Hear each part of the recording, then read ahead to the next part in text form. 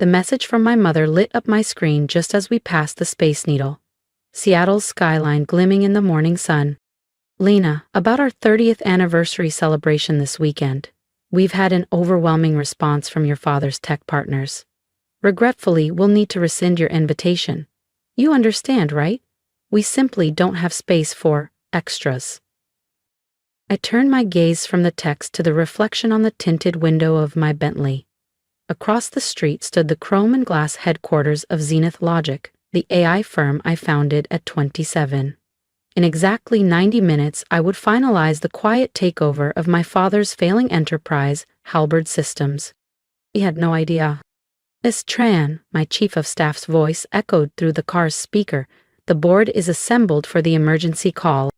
Status of Halberd, I asked. Shares dropped another 12% this morning. I smirked. That invite had already been shredded in my downtown penthouse 2 hours ago. He still believes he's meeting Zenith's anonymous CEO about a bailout? Yes, ma'am. He thinks it's a male investor from Singapore.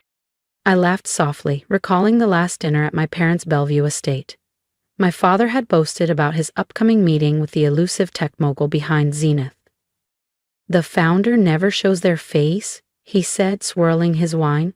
Definitely not someone like Lena, still messing around with her little startup toys. Little did he know, my toys had become an AI empire valued at $9,400,000,000, 0 cents. Meanwhile, Halberd Systems, once a hardware giant, was hemorrhaging money and relevance. Lena, my mother had sighed that same night, you need to grow up and take a serious role. You could help your father if you stopped playing CEO. As my car slid into Zenith's secure underground lot, my team was already waiting. Ari Mendoza, head of finance, handed me his tablet. Halberd just lost another $80 million, 0 cents in market cap. They're begging for a rescue. We're not here to rescue, I said, fixing the cuffs of my tailored navy suit. We're here to rule. The boardroom atop Zenith Tower had a panoramic view of Puget Sound and the Olympic Mountains. My father was already seated, fidgeting in his worn blazer, flanked by aging executives. The CEO will arrive shortly, my assistant said. Thank God, he muttered. I was already standing 3 feet away. He just didn't recognize me without the family label. Yeah. We need this bailout. Zenith Logic is our last shot. I stayed silent at the far end of the sleek glass conference table, watching my father shift uncomfortably in his chair. He'd never attended a single product demo, never bothered to watch one of my AI keynote speeches. To him, I was still the girl who chose software over socket wrenches, algorithms over assembly lines. Will the CEO be joining us soon? He asked, voice strained, eyes darting around the room. The CEO is already here, I said, rising from my seat.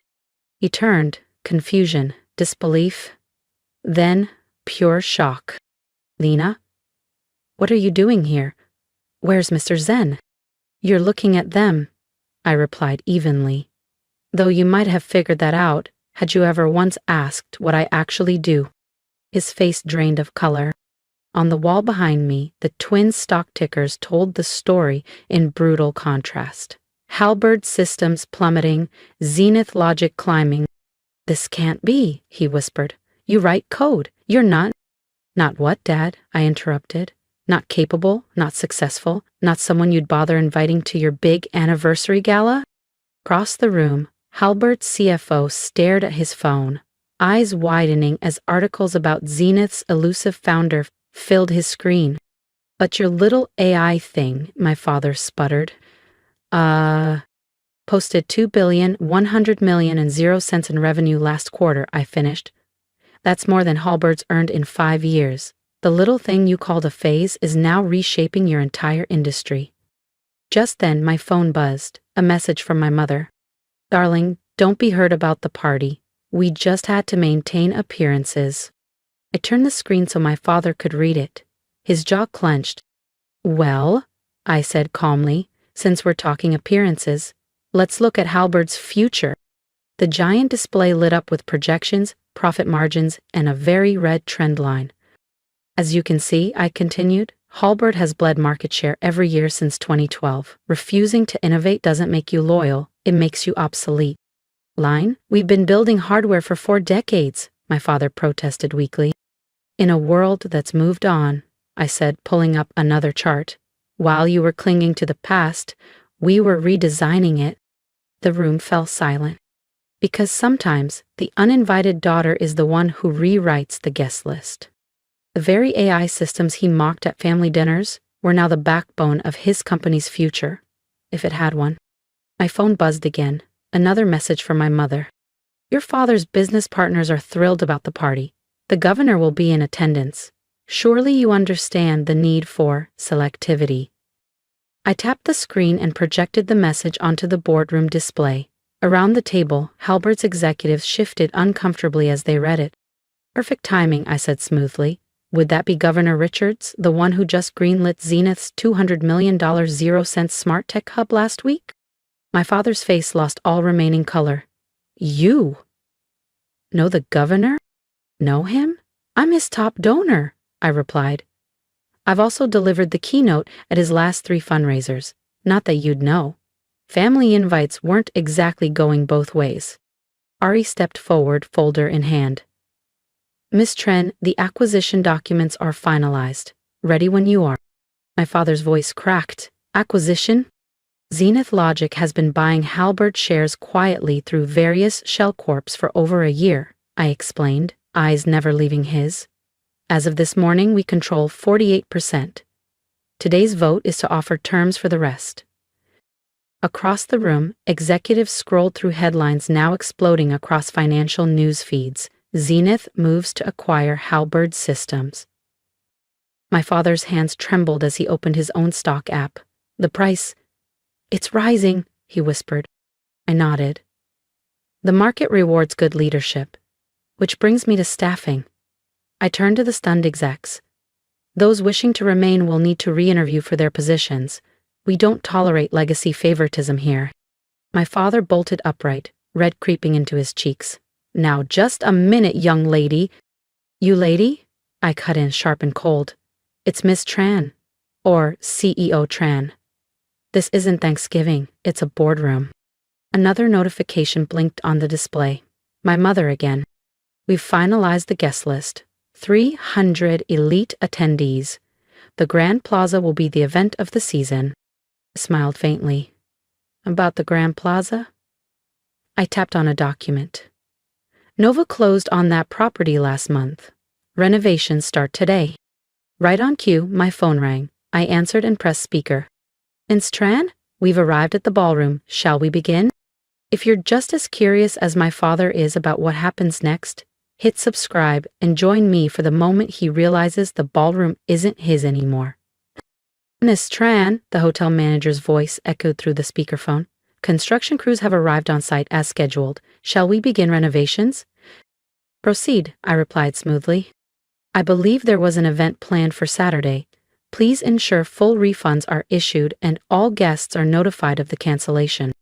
From across the boardroom, my father leapt to his feet. You can't do this. The governor, the city's top CEOs, Seattle's elite will all be there. You mean my partners? My donors? I tilted my head. I think they'll understand. After all, isn't it you who always said business comes before pleasure? The room fell utterly silent. His executives shifted uneasily, watching the power dynamic rearrange itself in real time. Their careers now depended on me, not him. Now, I said, voice calm and decisive, shall we negotiate the terms of Halberd's acquisition, or wait until bankruptcy makes the choice for you? Just then, the glass doors flew open. My mother barreled past security, her heels clicking furiously against the marble. Lena, she gasped, waving her phone. The Grand Plaza just canceled our event. Do you have any idea what this means? The governor, the mayor's wife, the Hendersons. She stopped mid-rant, finally registering the room. My father slumped at the table, his executives pale and silent, and me, standing at the head of the boardroom like I belonged there. What is going on? She stammered. This, mother, I said, is a board meeting where your uninvited daughter is acquiring dad's company. Please, have a seat. My assistant appeared instantly with a chair. My mother sank into it, clutching her pearls like they might save her. As I was saying, I resumed, Zenith Logic is prepared to offer a generous valuation for the remaining shares. I named a figure. Audible gasps followed. That's more than fair, one board member mumbled. My father could barely hold his water glass. But, what situation? My mother cut in. What is she talking about? He couldn't meet her eyes. The company. It hasn't been doing well for years. I projected the most recent reports. 3 months from bankruptcy, the only thing keeping your stock afloat is us. Bankruptcy? My mother shrieked. But the country club membership, the anniversary party, your reputation, your entire sense of status, I said softly, built on a crumbling foundation, just like your assumptions about my career. My phone buzzed again, this time with breaking news alerts.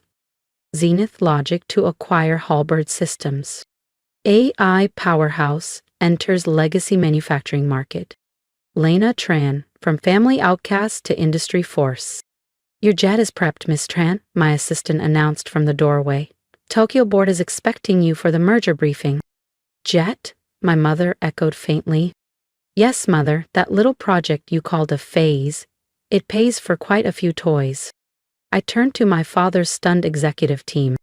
For those interested in staying post-acquisition, Zenith offers world-class benefits, competitive salaries, equity packages, premium healthcare, and for certain roles, access to our corporate fleet. Suddenly, they were all sitting straighter. My father looked around the room as if realizing he no longer recognized the people who once answered only to him. The contracts, I said. Ari began distributing thick envelopes around the table.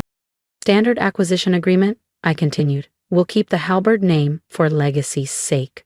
Fitting, isn't it? The daughter you thought was irrelevant is now the only one holding the lifeline. Lena, my mother started, her voice suddenly softer, calculated. Darling. About the anniversary party. Perhaps we can reschedule, I offered. She perked up. Of course, after the hotel renovations, shouldn't take more than 6 months. I paused, then added with a hint of irony, the new Zenith Logic Innovation Center should be open by then. Might even make a fine venue, if you're invited. We'll need space for important guests, after all. The low hum of jet engines grew louder. Everyone turned toward the glass wall, watching the sleek Zenith-branded jet touch down on the private airstrip visible in the distance. My father leaned forward. Is that our corporate fleet? I confirmed. Though you might have known that if you'd ever asked what I do. The room shifted. Executives were now openly Googling me, some already updating their LinkedIn profiles, clearly hoping to survive the impending restructuring. You have 1 hour to sign, I said, gathering my documents and tablet. After that, the offer expires, and we'll let bankruptcy handle the rest. We'll acquire the assets for pennies. My mother blinked rapidly. And the anniversary party, I gave a cool smile, is the least of your concerns right now. I glanced at my phone, though, interestingly, most of your guests have already RSVP'd to Zenith's annual charity gala next month. Amazing how fast people update their calendars when the guest list changes. I stood, buttoned my jacket, and turned to leave. Dad. I paused. Remember when you told me I'd never understand real business? That tech was just a trend? He gave a slow, defeated nod. Next time, maybe look up from your outdated quarterly reports, I said. While you were guarding your ego, your disappointment of a daughter built something you couldn't even imagine. Outside, the growing thunder of jet engines filled the sky. Zenith's signature aircraft circled in, impossible to ignore. Just like me now. Miss Tran, my assistant called from the doorway. Tokyo's waiting. I turned back for one final glance.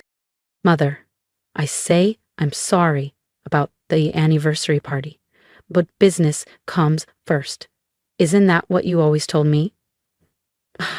That I say I'm sorry about the anniversary party, but business comes first. Isn't it? As I stepped out, I heard my mother's faint voice behind me, disbelief softening her tone. Little this time, while we were uninviting her, she was buying us out. My father finished, voice heavy with understanding. The elevator ride to the rooftop helipad was quiet. My helicopter awaited, blades already spinning. From there, it would be a short flight to the private airstrip where my jet was prepped for Tokyo. Sometimes, success doesn't knock. It flies in unannounced, carrying acquisition papers, restructured power, and a lifetime's worth of clarity. They had uninvited me from their anniversary celebration. I had canceled it by buying the venue. Because sometimes, the best response to rejection isn't anger or revenge. It's triumph so undeniable it turns rejection into irrelevance. As the helicopter lifted off, I saw them one last time. Small figures behind glass, staring at the future they never saw coming. They wanted space for important guests. They just never imagined their daughter would become the most important one of all. They had uninvited me from a party. So I invited them to witness something better, what success truly looks like. And as my jet ascended into the clouds, bound for Tokyo, I left behind a family finally realizing the power of the daughter they once dismissed. I couldn't help but smile, because sometimes the uninvited guest doesn't crash the party. She buys the venue and rewrites the guest list. That's not revenge, that's strategy, that's business. At 40,000 feet, the sky stretched endless around us. I sipped espresso, flipping through the finalized acquisition documents on my tablet. Then my phone buzzed. One last message from my father. Lena, I just signed the papers. You outmaneuvered me completely. I spent years trying to teach you business, but you mastered in ways I never understood. Your mother's still in shock. Governor Richards just called to congratulate us on joining your empire. He sounded impressed. I think I finally understand what success really is. I typed back slowly. Success isn't about being invited, Dad. It's about vision, grit, building something extraordinary even when no one believes you can. See you at the shareholders meeting. No RSVP needed, your attendance is mandatory. Jessica glanced up from across the aisle. Ready for Tokyo? Always, I said, watching the Pacific shimmer beneath us. After all, uninvited daughters make the best CEOs. We're the ones who learned to build doors where no one offered an entrance. They told me I didn't belong, that I was too quiet, too different, too focused on things no one else understood. And yet, here I am, leading an empire built on those very things they overlooked. If you've ever been underestimated, sidelined, or excluded from your own family's table, then you already understand. This isn't just my story. It could be yours too. I didn't fight for revenge. I built for clarity. I didn't demand their recognition. I created something so undeniable they couldn't ignore it. And if you're out there building something while the people closest to you still don't believe in you, keep building. Don't wait for their approval. Let your work be your voice. Let your future speak louder than their doubts. I want to hear from you. Drop a comment below. Tell me what you're building, what you're dreaming of, or how you've risen past rejection. Tell me what they said you couldn't do, and what you're doing anyway. I'll be reading every one. And if my journey hit something in your heart, if you saw yourself in my quiet strength, my long hours, my silent victories, subscribe. Not just to follow my story, but to remind yourself that quiet power is still power, that the best CEOs aren't always born into boardrooms. They rise from rejection, from being overlooked, from being told no one too many times. You don't need to be invited to the table. Sometimes you build the whole damn building. So walk with me. Let's turn rejection into reinvention. Let's make silence our strategy. Let's show them what happens when the